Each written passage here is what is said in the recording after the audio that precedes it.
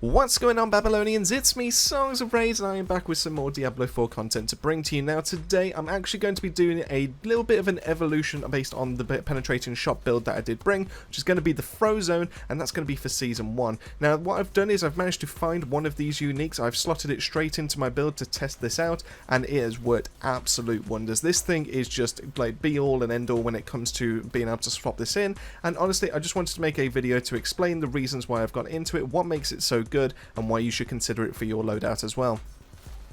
If you do enjoy this video, if you want to see more from us, then make sure to drop that like and subscribe. It really helps the channel out, and we are pushing for that 5k sub goal for the end of the year, so if you can help us out with that, we greatly appreciate it. But with all that said and done, what are we waiting for? Let's get right into it.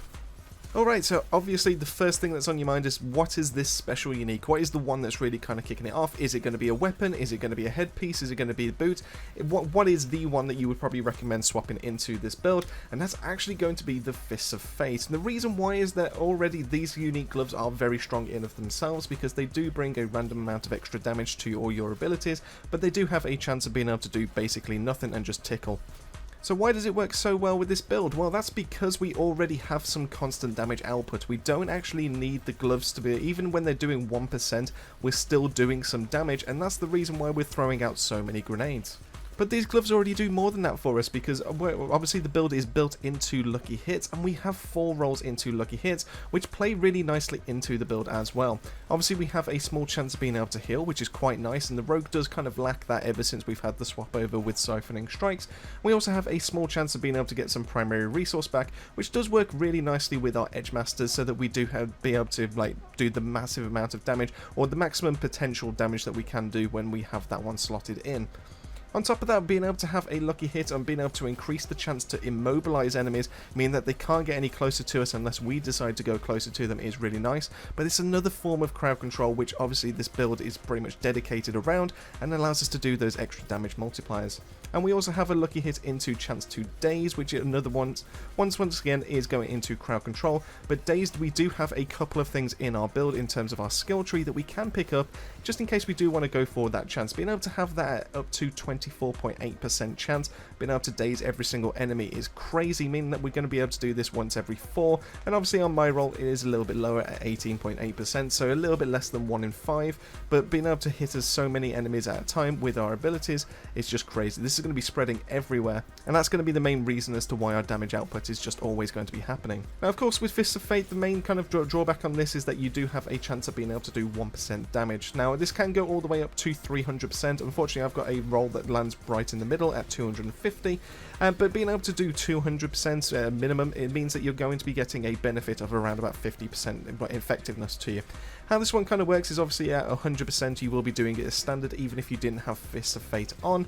So therefore if you have it at 200, the difference between 100 and 200, and the difference between 1 and 100 obviously is going to work out. So every 1 in every 2 abilities, or 1 in every 2 casts, you're going to be getting the full benefit of this. You're going to be doing more damage than you would have been doing if you didn't have these on. Now of course if you do manage to get closer to the 300, that does mean that it gets more effective, and obviously that means that you're going to have more chance in the case that it's going to be doing more for you than it's actually going to be hurting you in the long run.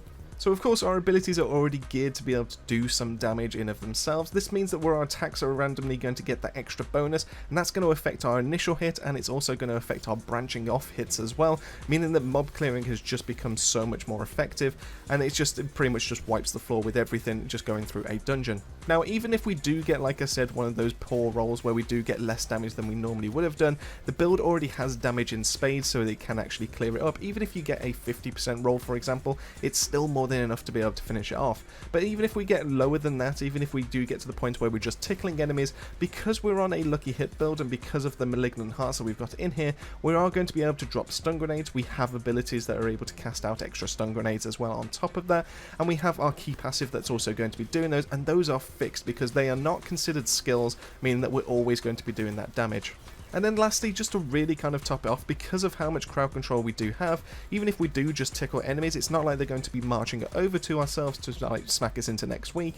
It's because we're going to be freezing them on the spot, with how likely we are going to be able to freeze them, be able to keep them in a certain place, or slowing them down in of themselves. This doesn't even factor in what the Fists of Fate can do with the immobilize and the dazing, meaning that we're not going to get hit from these either if we do get one of those to proc off. Now, of course, to fit these in, we do have to take off our normal gloves, which we do have extra ranks into penetrating shot.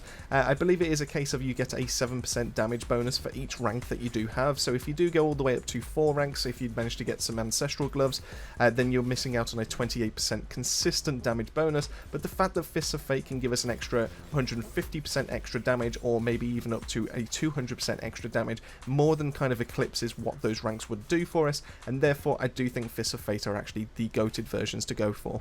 But anyway, that's just my thoughts. Let me know in the comment section down below what is your favourite unique to use on the Rogue. What would you recommend being able to slot into one of these builds? And if you could find one, if you could find a unique of your choice, which one would you have to be able to start slotting into any of your builds that you do have? Massive thank you for making your way to the end of the video. Massive thank you to the Babylonian family, as always, for their continued support. Really does help the channel out. And if you did enjoy this video and you want to see more from us, make sure to drop that like and subscribe. But with all that said and done, that just leaves me to say, keep yourself safe, keep yourselves well. I'll see you all on our next video.